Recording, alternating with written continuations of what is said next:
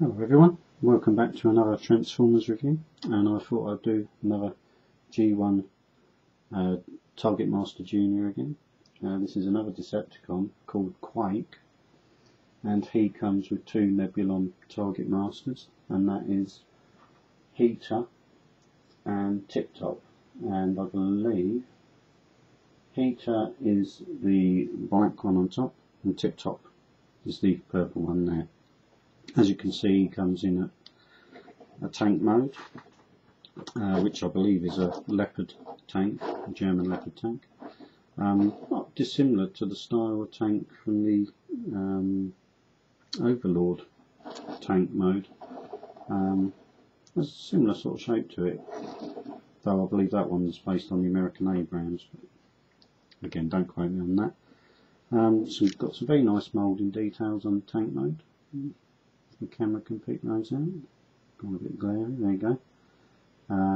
All over it, all the way around. Even things like the smoke launchers and that on the turret. And on that side as well. It's very nice. It's got little wheels underneath to make it roll. Not too much a robot kibble either. I mean, you can see his face underneath, but other than that, reasonable. Especially for a G1. As with all the Targetmasters, obviously you can mount the weapons on top.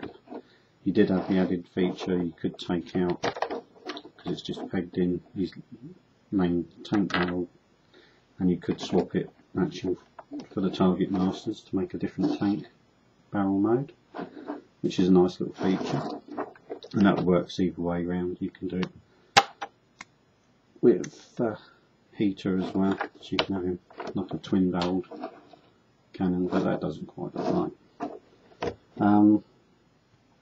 And as usual, these just fold away to make Nebulan partners, and tip top. Now I'll do the transformation, which you have to take these bits apart off of him to actually transform him. Offhand, doesn't really look, again, no robot kibble, nothing obvious there.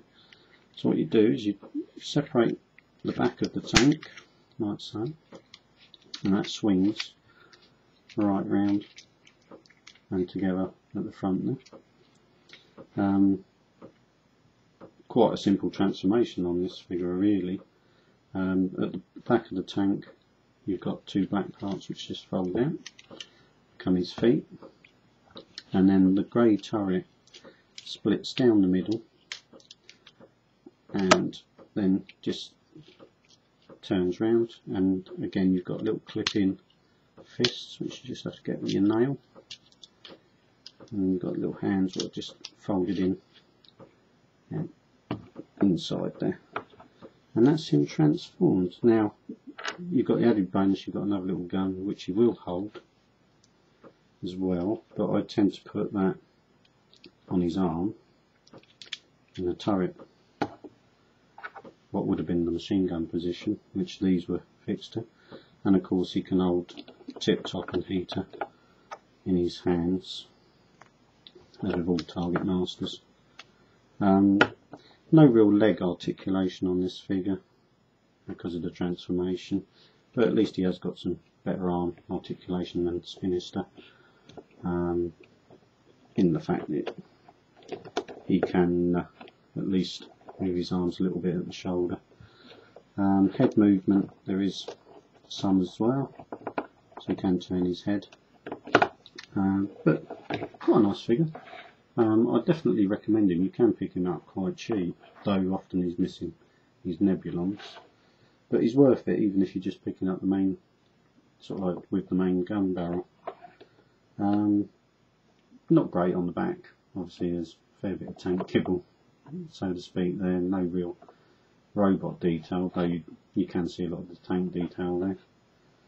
But yeah, I'd recommend this figure. He's a good G1 and quite nicely coloured up as well, not too glary for that period of their manufacture, but yeah, definitely one worth picking up. I'll just show you a close-up of his Nebulons before I finish this review. and that's Heater, and as you can see they picked him out in a few different colours, quite nice. And slightly different gun with tip top, with a single barrel long gun. It's quite nice, it's a little bit different as well.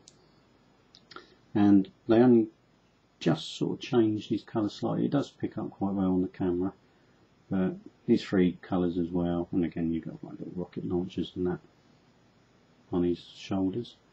But quite nice little figures. You don't really get much trouble, obviously, only with just paint wear on any of these.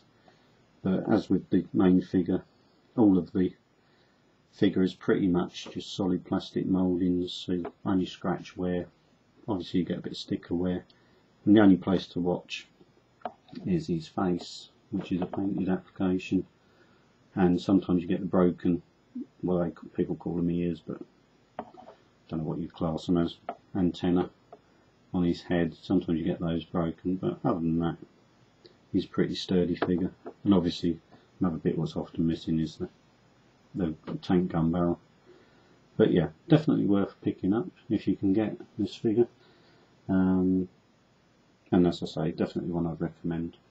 So I hope you've enjoyed that little review, and I shall see you again for another Transformers review.